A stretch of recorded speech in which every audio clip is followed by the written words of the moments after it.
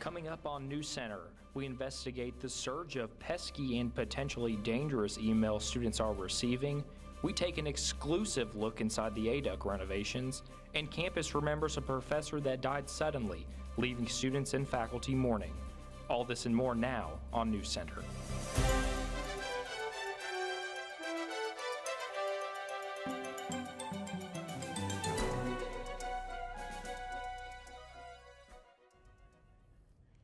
Thanks for joining us. I'm Bailey Kellum. And I'm Drew Spangler.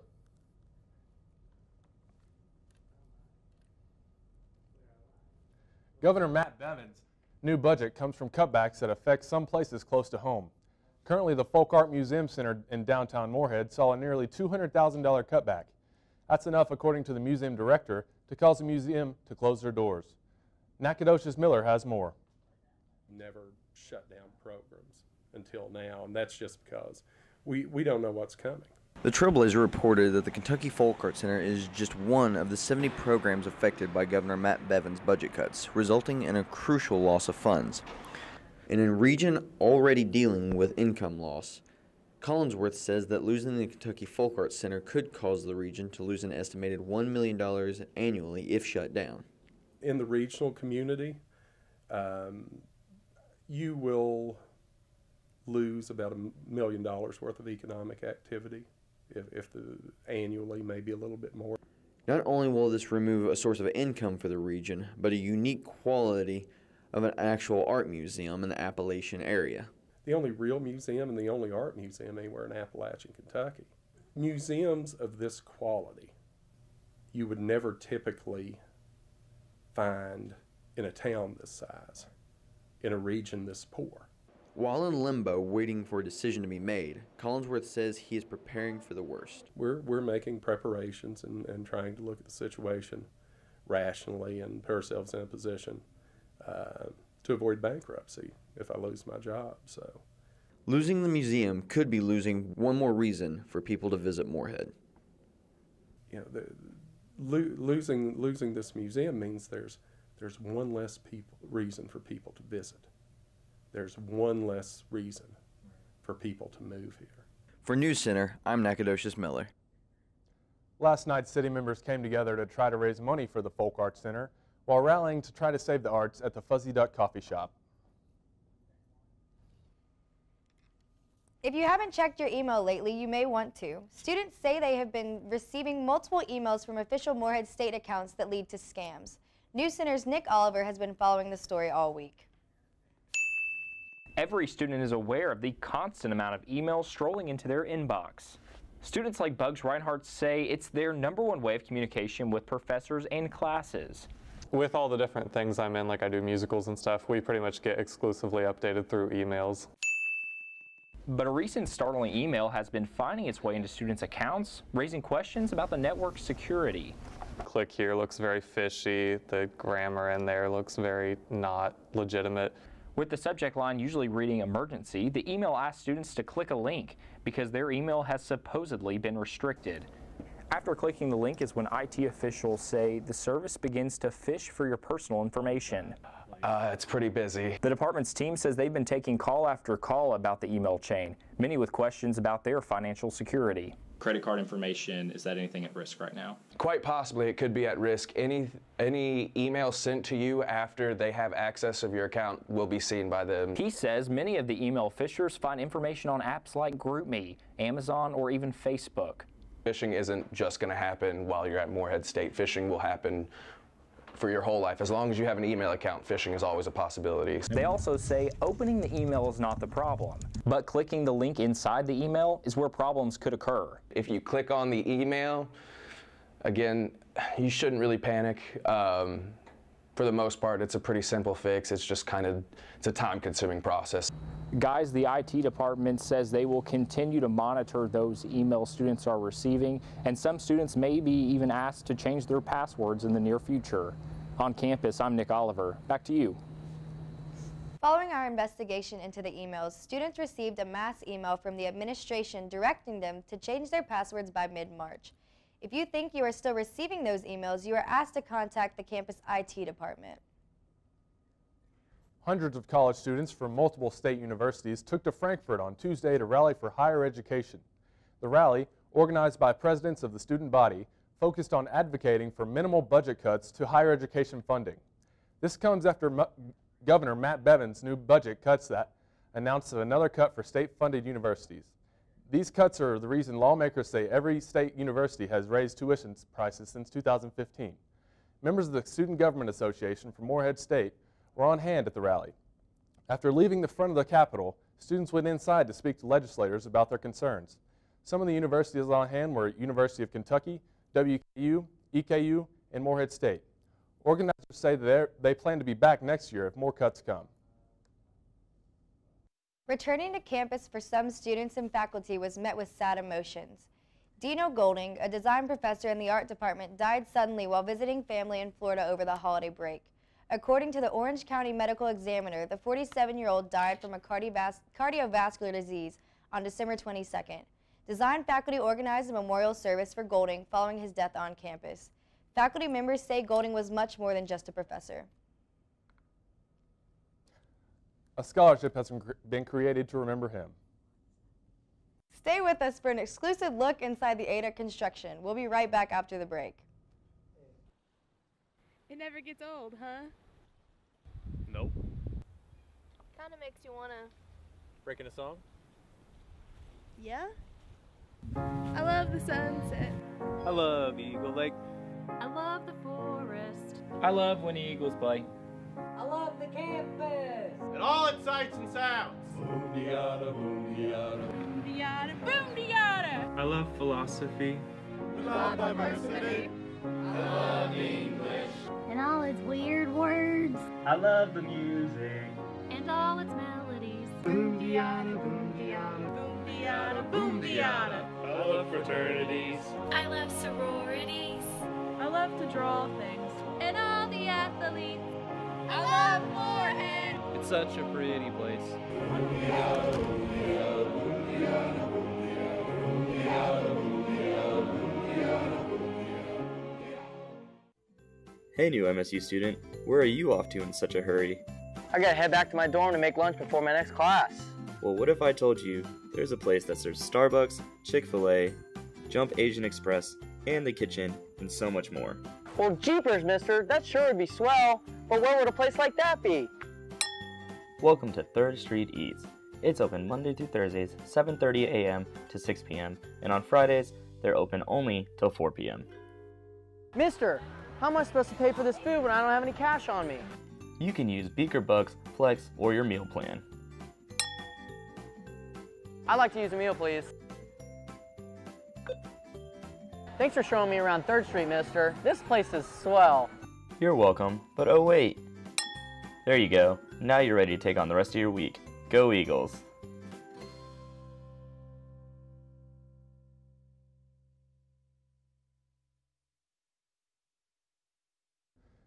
NewsCenter got an exclusive look into the update of ADUC. I met with facility management earlier this week to tour what's going on behind closed doors. The construction efforts in ADUC are in full effect. The renovation is meant to provide more student services and amenities on campus. As our student body kind of progresses and changes, our student center has to as well. We have to accommodate our students and their needs and the ever-changing technology that is happening. NewsCenter got an exclusive behind-the-scenes look into what's going on to our future student center. After a 22-month renovation and a $50 million budget by the state, ADUC will be expanded to 190,000 square foot. We are on track to where we want to be and are very excited to get this open for our students, faculty, and staff. The new dining area in ADUC will feature some new restaurants like Moe's, Steak and Shake, and a sports bar. ADUC will also feature a theater, a ballroom for events, and a conference center. Morehead is hopeful to move some student services into the offices by July. For NewsCenter, Drew Spangler. Morehead hopes to be completed with ADUC in the fall of 2018. Coming back to campus this spring, you may have noticed several buildings missing from campus or had a hard time finding a certain office. NewsCenter's Jacob Butler pinpointed their new locations and spoke to an employee affected by the move. The demolition of multiple properties in the central part of campus has forced many employees to migrate to new office spaces. We've had to readjust a little, takes you a little longer to get to the other end of campus, but for the most part, I think our relocation has been pretty good. We did move in a little bit of a hurry, but overall I think it's been a good move for us. We have a different space. We were in a sort of a house with 2 stories before, now we're all in one area, and I think it's actually helped us to communicate better, and that is our job. So far, the Bell, Blair, Brummagem, Honors, and Phillips houses have been removed from campus, with the offices they once contained split up between Alumni Tower, Fields Hall, Camden Carroll Library, and the Enrollment Services Building. It's certainly an adjustment. We're on the east end of campus now, in the middle of the residential area, and that's a change. We're used to being close to administrative offices and classroom buildings. The relocations are currently indefinite until ADUC's reopening. Thanks, Jacob. Students can find a detailed list of relocated office locations at moreheadstate.edu/relocation. Sexual assault has commonly plagued many universities across the nation, and now the nation's military academy saw a number of sexual assaults nearly double in 2016 and 2017 school year. In a report published by the Associated Press, the school year saw 50 new cases of sexual assault. That is nearly double the amount of 2015 and 16 school year, which saw 26. The study also found nearly 12% of women and 2% of men say they have been assaulted at the academies. The illicit schools include the U.S. Naval Academy in Annapolis, Maryland, the U.S. Air Force Academy in Colorado Springs, Colorado, and the Army and Navy Academies in West Point. A Kentucky fugitive was shot by an Alabama lawman Wednesday after allegedly trying to run over those who had been tracking him. State Bureau of Investigation Lieutenant John Riley identified the suspect as 31-year-old crime warrants out on him in Kentucky. After being identified at a grocery store, Hayes tried to flee and also attempted to run over the officers who identified him. The chase ended when officers say shots were fired that led Hayes to be struck. As of this morning, Hayes' condition is believed to be stable. 100 lives have been claimed in Kentucky by the flu, 4 of which were children. The Department for Public Health reported that Kentucky is in the 7th week of a widespread flu activity that is increasing, and there are outbreaks in at least half of the state. There's a flu strain called the H3N2 that can be extremely serious and even deadly. Influenza A is currently the most common identified type in Kentucky. Doctors are warning that the flu can cause heart issues in people that have been affected with the virus and puts them at an increased risk for heart attack. Health officials on campus say it is not too late to get a flu shot. Stay with us. When we get back, Nay Brown joins us with sports.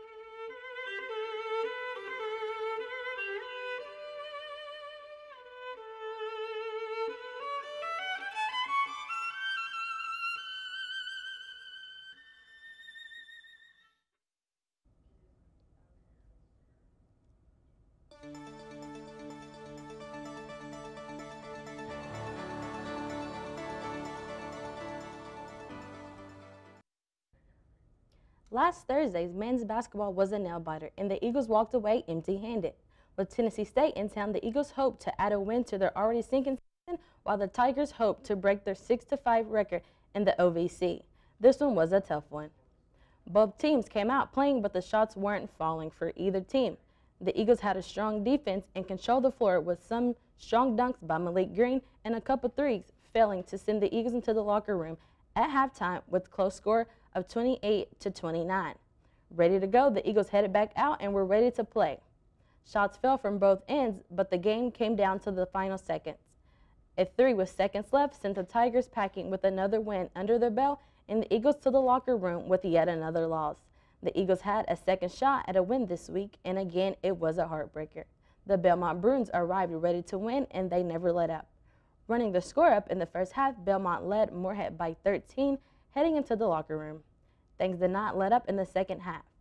Belmont pounded on with 43 more points, with Kevin McLean leading the Bruins with 25 points. That game would wrap with a score of 83-73. Things worked out a little bit better for the women's team. Your Lady Eagles bring a 3-game winning streak back to Johnson Arena for a huge win against the Tennessee State Tigers last Thursday. Ariel McKee leading with 6 double-figure scores with that 97-81 win over the Tigers. Moorhead was well prepared and knew what they had to do to pull off the win. They came out strong and finished hard, giving the Eagles their 8th win in the OVC. The women's team had a lot in common with the men's when they took on the Belmont Bruins this past Saturday, with both teams falling short. The Lady Eagles starting out a bit slow, not making shots and missed opportunities early on in the game. Miranda Crockett with the first couple points for the Lady Eagles sets the tone, but it will not be enough. The Bruins will take down the Lady Eagles 83-62. With basketball season heading into tournament time, the Moorhead State baseball and softball team is gearing up for their season. The Eagles baseball team is picked to win the OVC. Their first game is February 16th, and the softball team's first game is February 9th. The Super Bowl is arguably the biggest sporting event of the year, yet the ratings went down during the 2017 season by the 10%. NFL officials blamed the drop on President Trump's comments asking Americans to boycott the NFL because of players kneeling during the national anthem. Despite the decline, the numbers of viewers watching this year sat around 103 million. Those numbers peaked during the halftime show performance by pop star Justin Timberlake. NBC says from 8:15 p.m. and 8:30 p.m. while he was performing, the numbers of viewers rise to 106 million people. NBC says the total amount of viewers is impossible to indicate because of the amount of people that now watch the big game while at Super Bowl parties and bars. For this week's Spotlight, Miranda Crockett meets the face under the mask of Moorhead State's mascot Beaker, who recently went down south to compete for a national championship. My name is Christian Mooney. I am a sophomore. I've been mascot here at Moorhead State all 3 years I've been here. I started out with me wanting to be a college mascot whenever I started in middle school. After watching all of these college mascot videos, I had different options to go to different colleges. I chose Moorhead State out of the University of Kentucky and Western Kentucky and Eastern Kentucky. And it all started out in my 7th grade year in middle school, and I decided to try it out. Ever since then, I loved it. Ever since I started watching these nationals videos, I thought since day one, I'm going to go to nationals myself. That's just a goal I was trying to reach my whole career. Once I received the results of the entry video, I got 3rd place. I felt so excited and so overwhelmed at the same time. It's like a dream come true. I've been working towards this my whole life. Being Beaker means so much to me. The mascot makes me feel like I'm the person who I am today. That's the reason I am who I am. A sophomore is looking forward to being Beaker for his next couple years on campus. Stick around and we'll be right back.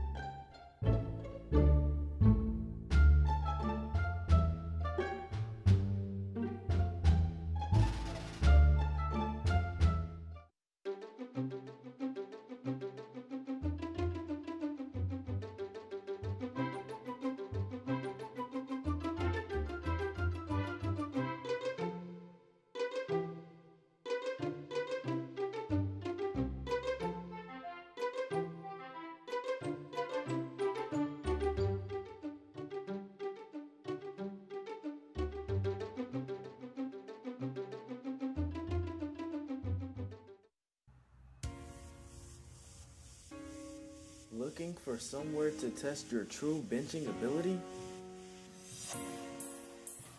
In need of your own rack to squat? Don't feel like running outside in muggy weather and just want a place where you can get good cardio without having to go very far? Come out to our recreational center. Hours and job offerings are available on mymorehead.com.